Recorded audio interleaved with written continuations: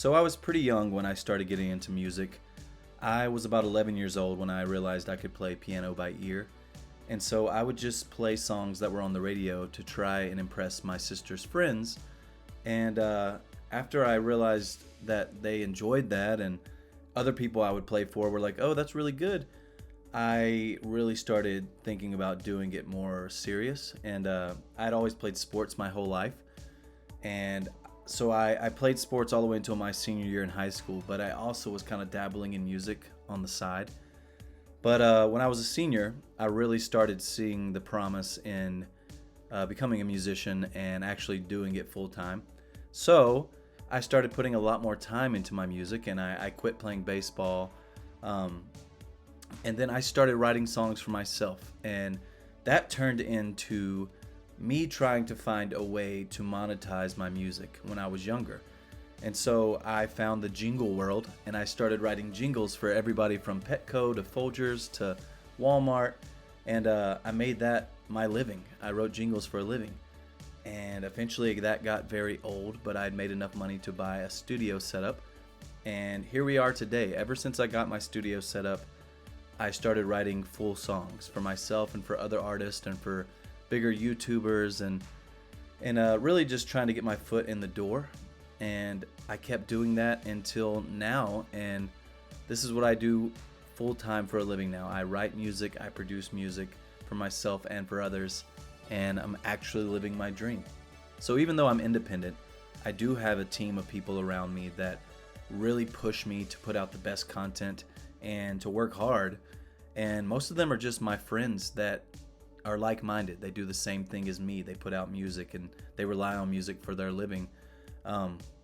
Paula, a friend that I met early on in the game, she's helped me steer the business side of the music world. My manager Charlie, who is one of my best friends as well, he has also helped me steer that side of the world and getting my foot in the door with people that I need to know and connections that I need to make as an independent artist to get my music out there.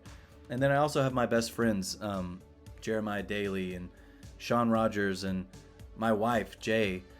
All of them have helped me really not settle on the music that I put out. Sometimes I get tired of a song that I'm working on, and I have all of them and so many more to keep pushing me and just be like, hey, you know you can do better than this. Let's go on to the next part of this song, and let's refresh. Let's step back for a second. And I always get the end result that I want because of these people that I've surrounded myself with. Building a fan base in the beginning was very hard.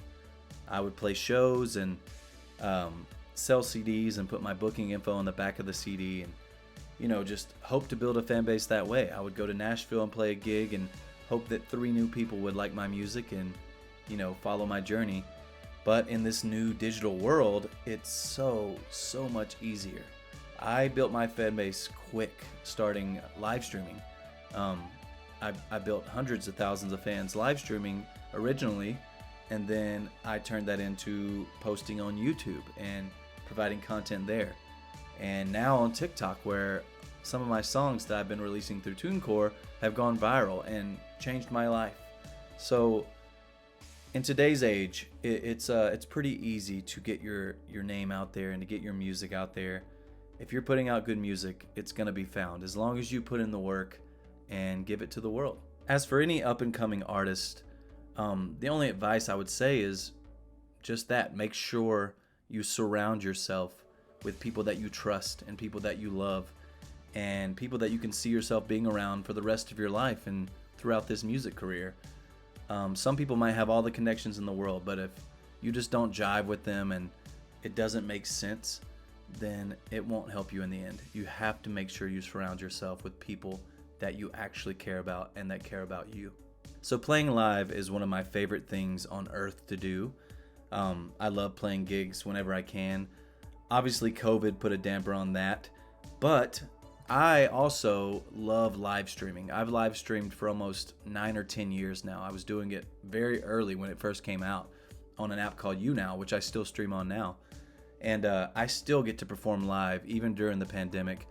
I get to sing to thousands of people, and I think that's really kept me sane, being able to live stream. And I think musicians, especially independent musicians, need to leverage the live streaming world, because it's a whole nother way to perform live, especially when you don't have the time or the means to go out on the road and tour constantly. I would say definitely look into live streaming and start performing live there. The people at TuneCore have really, really, really helped me understand more about the behind the scenes stuff when it comes to my music. I didn't really understand too much about it. I mean, I know the basics from my friends and people around me, but TuneCore has really helped by diving in deep to some of my questions that I ask, and I ask a ton of questions because I'm insanely curious about this side of the music world.